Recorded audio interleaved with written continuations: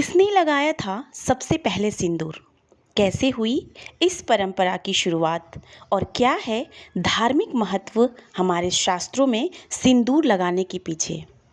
जी हाँ दोस्तों, सिंदूर हमारी भारतीय सभ्यता का एक प्रतीक है और हमारी संस्कृति को प्रदर्शित करता है।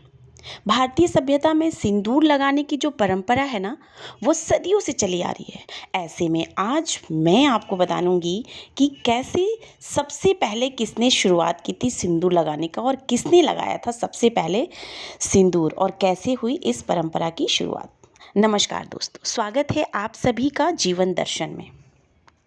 जैसा कि हम सभी जानते हैं, सिंदूर हर हिंदू विवाहित महिला की पहचान है। सिंदूर को अखंड सौभाग्य का प्रतीक माना जाता है और यह विवाहित महिला की शक्ति और समर्पण का भी प्रतीक है। यही वजह है कि हर हिंदू महिला विवाह के बाद मांग में सिंदूर भरती है। कई हिंदू धर्मशास्त्रों में सिंदूर लगाने के महत्व के बारे में बताया भी गया है। ऐसे में आज मैं आपको बताऊंगी कि सिंदूर लगाने की परंपरा कब से शुरू हुई और सबसे पहले सिंदूर किसने लगाया था।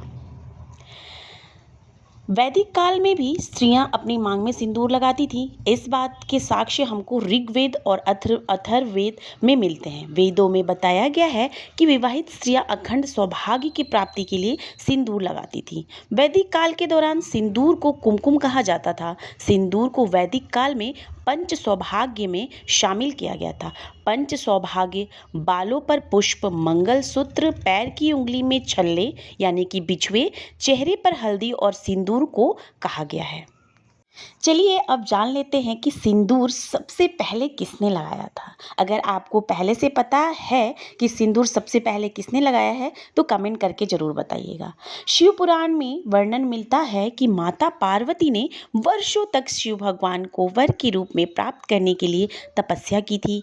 जब भगवान शिव ने माँ पार्वती को अपनी अर्धांगिनी के रूप में स्वीकार कर लिया तो माँ पार्वती ने सुहाग के प्रतीक के रूप में सिंदूर अपनी मांग में लगाया था। साथ ही उन्होंने कहा था कि जो स्त्री सिंदूर लगाएगी उसकी पति की सौभाग्य और लंबी आयु की प्राप्ति होगी। धार्मिक मतों के अनुसार सबसे पहले जो सिंदूर का लगाने की प्रथा की शुरुआत की वो माँ पार्वती ने ही की थी, क्योंकि सबसे पहले माता पार्वती ने ही सिंदूर लगाया था और तभी से यह परंपरा चल पड़ी। इसके पीछे की एक कहानी भी सुना देती हूँ आपको।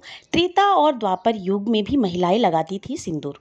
रामायण कालीन एक कथा है कि एक बार हनुमान जी ने माता सीता को सिंदूर लगाते देख लिया।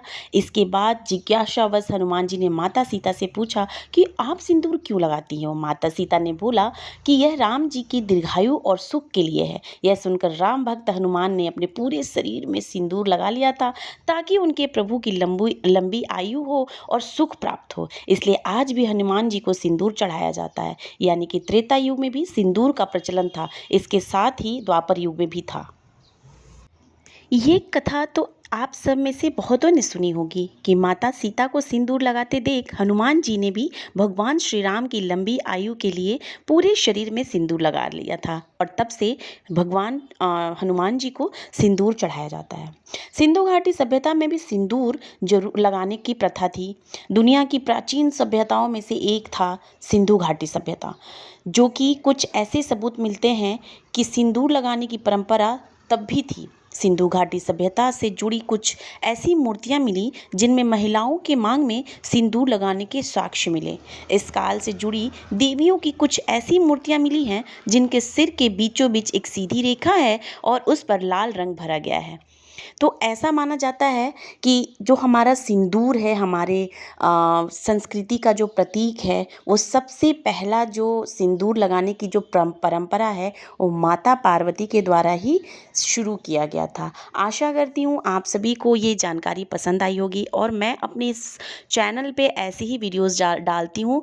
तो अगर मेरी वीडियोस आपको पसंद आ रही हैं तो प्लीज़ वीडियो को लाइक करके शेयर कमेंट ज़रूर कीजिएगा। आगे ही ऐसी वीडियो आपके तक शेयर करती रहूँगी मैं। मिलती हूँ नेक्स्ट वीडियो में, तब तक के लिए जय श्री राम।